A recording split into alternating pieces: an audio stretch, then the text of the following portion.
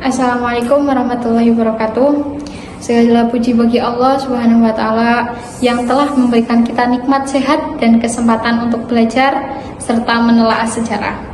Pada kesempatan ini, saya akan menyampaikan paparan tentang Jenderal Ayub Khan dan pemerintahan militer di India dan Pakistan.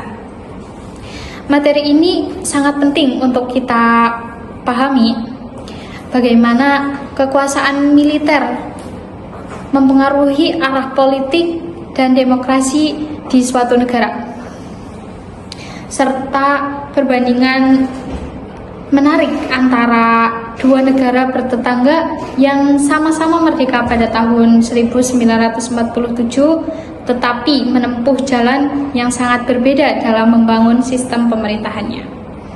Sebelum kita membahas pemerintahan militer di India dan Pakistan, kita harus mengetahui siapa itu Jenderal Ayub Khan. Jadi nama lengkap beliau adalah Muhammad Ayub Khan. Berasal dari latar belakang keluarga kelas menengah dan masuk ke dunia militer melalui Angkatan Darat India Britania. Setelah kemerdekaan Pakistan pada tahun 1947, ia menjadi salah satu tokoh militer utama dan dipromosikan sebagai Kepala Staf Angkatan Darat Pakistan pada tahun 1951. Ayub Khan dikenal sebagai perwira militer yang disiplin dan nasionalis. Namun, ia juga dikenal memiliki ambisi politik yang besar.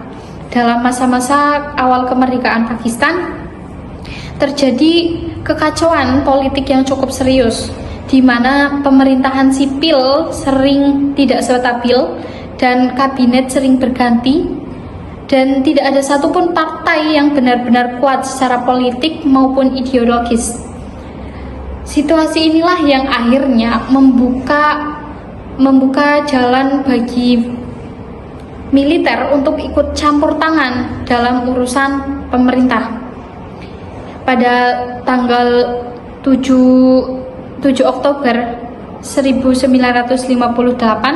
Ayub Khan melakukan kudeta militer terhadap Presiden Iskandar Mirza, yang mana kudeta ini dilakukan tanpa pertumpahan darah yang hanya berselang 20 hari.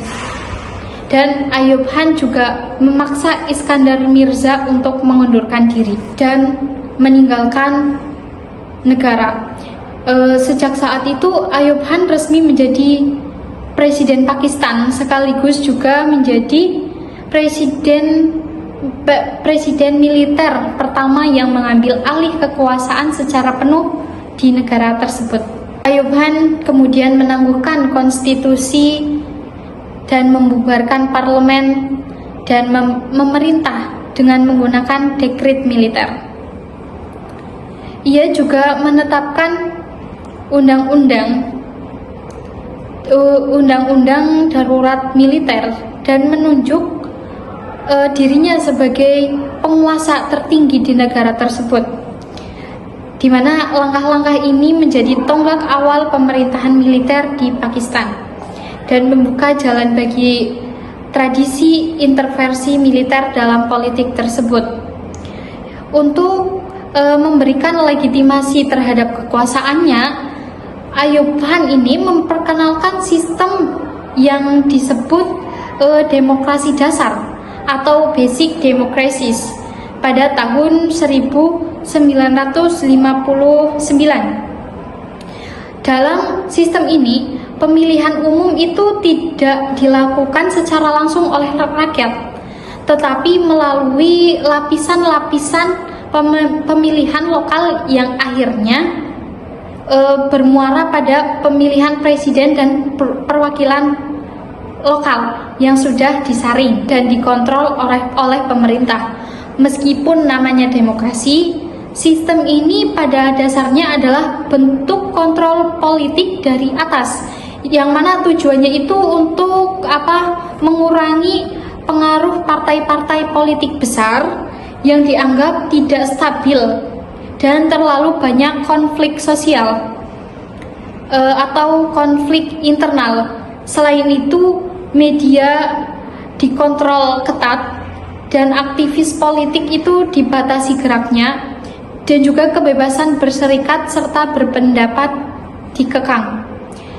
Di sisi lain, masa pemerintahan Ayub Han juga dikenal sebagai periode pertumbuhan ekonomi yang pesat.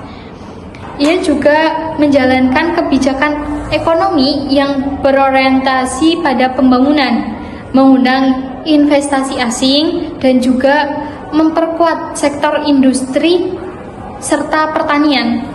Dan juga ada beberapa kota yang seperti Lahore dan Karachi mulai berkembang pesat. Ia juga memprakarsai proyek besar seperti pembangunan bendungan Tarbela dan Mangla, serta juga memperkuat infrastruktur nasional. Jadi salah satu peristiwa paling penting di masa pemerintahan Ayub Han adalah Perang India-Pakistan yang terjadi pada tahun 1965. Perang ini dipicu oleh konflik lama antara kedua negara mengenai wilayah Kashmir yang sejak awal itu menjadi sengketa panas sejak pemisahan India-Pakistan. Jadi pemerintah Ayub Han ini memandang bahwa Kashmir yang mayoritas penduduknya Muslim seharusnya menjadi bagian dari Pakistan. Ia juga melancarkan operasi Gibraltar untuk menyusupkan pasukan ke wilayah Kashmir. Namun kemudian dibalas oleh militer India yang menyebabkan perang terbuka. Meskipun perang ini berakhir dengan gencatan senjata yang dimediasi oleh Uni Soviet dan Amerika Serikat dalam perjanjian Tashkent, namun dampaknya di dalam negeri sangat besar. Banyak rakyat Pakistan yang kecewa karena merasa tidak mendapat kemenangan yang diharapkan. Lebih dari itu, otoritas Ayub Han mulai dipertanyakan. Ekonomi mulai melambat, biaya perang tinggi, dan muncul gelombang protes dari kalangan mahasiswa, aktivis, dan tokoh agama. Jadi ketidakpuasan rakyat terhadap pemerintah Ayub Han juga semakin memuncak di akhir dekade tahun 1960-an. Gerakan mahasiswa, mogok kerja, dan demonstrasi besar terjadi di berbagai kota. Bahkan banyak mantan penduduknya di kalangan birokrasi dan militer mulai menarik dukungan.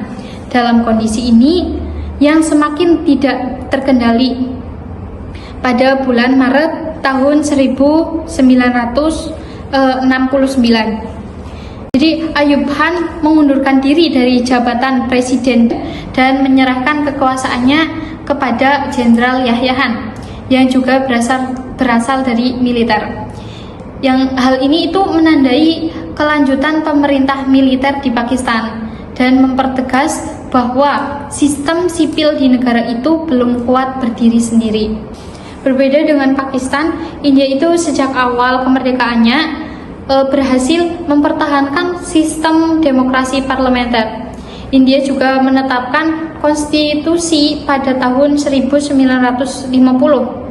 Dan sejak saat itu sistem politiknya terus berkembang secara relatif stabil. Walaupun India juga menghadapi tantangan besar seperti kemiskinan, konflik etnis, dan separatisme. Namun militer India itu tetap berada di bawah kendali sipil. Tidak pernah sekalipun dalam sejarahnya India itu mengalami kudeta militer atau pemerintahan yang dipimpin oleh demikian penjelasan saya mengenai Jenderal Ayub Han dan pemerintahan militer di India dan Pakistan. Semoga materi ini memberikan wawasan baru dan mengajak kita semua untuk lebih memahami pentingnya sistem pemerintahan yang demokratis dan berkeadilan. Wassalamualaikum warahmatullahi wabarakatuh.